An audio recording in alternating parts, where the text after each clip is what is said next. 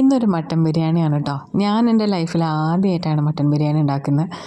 സത്യം പറഞ്ഞാൽ പരീക്ഷണാടിസ്ഥാനത്തിലാണ് കേട്ടോ ചെയ്തു നോക്കിയത്. അത്ര വലിയ ഹോപ്പൊന്നും എനിക്കുണ്ടായിരുന്നില്ല. എന്നാലും വിചാരിച്ചത്ര മോശമായില്ല, നന്നായിട്ടുണ്ടായിരുന്നു. ചിക്കൻ ബിരിയാണി, മന്തി, പ്രോൺസ് ബിരിയാണി ഇതൊക്കെ എൻ്റെ മാസ് ഐറ്റംസാണ് കേട്ടോ. ഞാൻ ഒരു വട്ടം ഫിഷ് ബിരിയാണി ട്രൈ ചെയ്തിട്ടുണ്ടായിരുന്നു. ഒരേ ഒരു വട്ടം ചെയ്തിട്ടുള്ളൂ, പക്ഷെ നന്നായിരുന്നു. കുറച്ച് നാളായിട്ടുണ്ടായിരുന്നു എനിക്ക് മട്ടൻ ബിരിയാണി കഴിക്കണം എന്നൊരാഗ്രഹം. അത് ഞാൻ ഉണ്ടാക്കിയത് തന്നെ.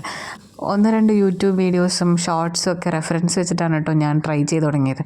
ചില ആൾക്കാർ ചോദിക്കും, ചിക്കനും മന്തിയും പ്രോൺസ് ബിരിയാണിയൊക്കെ ഉണ്ടാക്കുന്ന ആൾക്കാർക്ക് എന്താ മട്ടൻ ബിരിയാണി ഉണ്ടാക്കാൻ ഇത്ര ടെൻഷൻ? അതെന്താണെന്ന് അറിയില്ല കേട്ടോ. ഇതൊരല്പം കൂടിയാനായതുകൊണ്ടായിരിക്കും കുറച്ച് ടെൻഷനൊക്കെ എനിക്കുണ്ടായിരുന്നത്. പക്ഷെ നല്ല ടേസ്റ്റ് ഉണ്ടായിരുന്നു. ചില പരീക്ഷണങ്ങളൊക്കെ നല്ല സക്സസ് ആയിട്ടുണ്ട് കേട്ടോ. അന്ന് ചിലതൊക്കെ അട്ടർ ഫ്ലോപ്പും ആയിട്ടുണ്ട്. പക്ഷേ ഇതെന്തായാലും നല്ല സക്സസ് ആയിട്ടുണ്ടായിരുന്നു. ഹസ്ബൻഡിന് ഇഷ്ടപ്പെട്ടു, മക്കൾക്കും ഇഷ്ടപ്പെട്ടു. പക്ഷെ മക്കൾക്ക് എപ്പോഴും ചിക്കൻ ബിരിയാണിയുടെ അത്ര ഇഷ്ടമൊന്നും മറ്റൊരു ബിരിയാണിയോട് അവർക്ക് ഉണ്ടാവാറില്ല. 3/4 കിലോ മട്ടണിലാണ് കേട്ടോ ഞാൻ ബിരിയാണി ഉണ്ടാക്കാൻ തുടങ്ങിയത്. പതിവ് പോലെ സവാള, തക്കാളി, പച്ചമുളക്, ഇഞ്ചി, വെളുത്തുള്ളി, വേപ്പില ഇതൊക്കെ അരിഞ്ഞതും അതുപോലെ ചതച്ചും ഒക്കെ മാറ്റി വെക്കാം കേട്ടോ.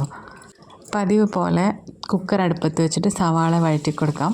കൂട്ടത്തിൽ നമ്മൾ ഇഞ്ചിയും വെളുത്തുള്ളിയും പച്ചമുളകും കൂടിയിട്ട് ക്രഷ് ചെയ്തതും കൂടി ചേർത്ത് വഴറ്റിയെടുക്കാം കേട്ടോ.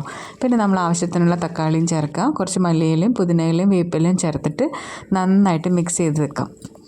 ആവശ്യത്തിനുള്ള ഉപ്പ് ചേർത്ത് കൊടുക്കാം. കുറച്ച് മഞ്ഞൾപ്പൊടിയും മല്ലിപ്പൊടിയും കുറച്ച് ഗരം മസാലയും ചേർത്ത് നന്നായിട്ട് മസാല തയ്യാറാക്കിയിട്ട് നമുക്ക് മട്ടൻ അതിനകത്തോട്ട് കഴുകി മാറ്റി വെച്ച മട്ടൻ അതിനകത്തോട്ടിട്ട് അതും കൂടി വേവിക്കാനായിട്ട് വെക്കാം. ആദ്യം കുറച്ച് നേരം നമ്മൾ മട്ടനിൽ നിന്ന് കുറച്ച് വെള്ളം ഇറങ്ങി വരും. അതിനകത്തോട്ട് കുക്ക് ചെയ്തതിന് ശേഷം മാത്രം ഒരു 1/2 മുതൽ ഒരു 3/4 ഗ്ലാസ് വരെ വെള്ളം എക്സ്ട്രാ ചേർത്തിട്ട് നമുക്ക് വീണ്ടും മട്ടൻ കുക്കറിൽ 2-3 വിസിലടിച്ചെടുക്കാം കേട്ടോ. മട്ടൺ ഏകദേശം വെന്തിട്ടുണ്ടായിരിക്കും. അത് മാറ്റി വയ്ക്കാം. നല്ല ഗ്രേവി പരുവത്തിലാക്കിയെടുക്കാം. അത് കഴിഞ്ഞിട്ട് നമുക്ക് ചോറിനാവശ്യമുള്ള കാര്യങ്ങൾ ചെയ്യാം. അരി കഴുകി കുതിർക്കാൻ വേണ്ടി വെക്കണം. 1 ഗ്ലാസ് അരിക്ക് 2 ഗ്ലാസ് വെള്ളം കണക്കായിട്ടാണ് കേട്ടോ ഞാൻ വെച്ചിട്ടുള്ളത്. എനിക്ക് എപ്പോഴും ഈ ചെറിയ റൈസ് ഉപയോഗിക്കുമ്പോൾ 1 ഗ്ലാസ് അരിക്ക് 2 ഗ്ലാസ് വെള്ളം എന്ന കണക്കാണ് കേട്ടോ ഞാൻ ഉപയോഗിക്കാറ്. അടി കട്ടിയുള്ള ഒരു പാത്രമോ അല്ലെങ്കിൽ ഒരു കുക്കറോ വയ്ക്കാം. കുറച്ച് സൺഫ്ലവർ ഓയിലും അതുപോലെ നെയ്യും ചേർത്ത് കൊടുക്കാം.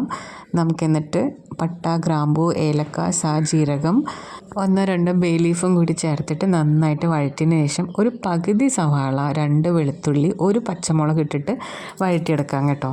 നന്നായി വഴറ്റിയതിന് ശേഷം അരി ചേർത്ത് കൊടുക്കാം. അരി ചേർത്ത് നമ്മളൊന്ന് ഫ്രൈ ചെയ്തതിന് ശേഷം ആവശ്യത്തിനുള്ള വെള്ളം ചേർത്തിട്ട് കുക്ക് ചെയ്യാൻ വെക്കാം.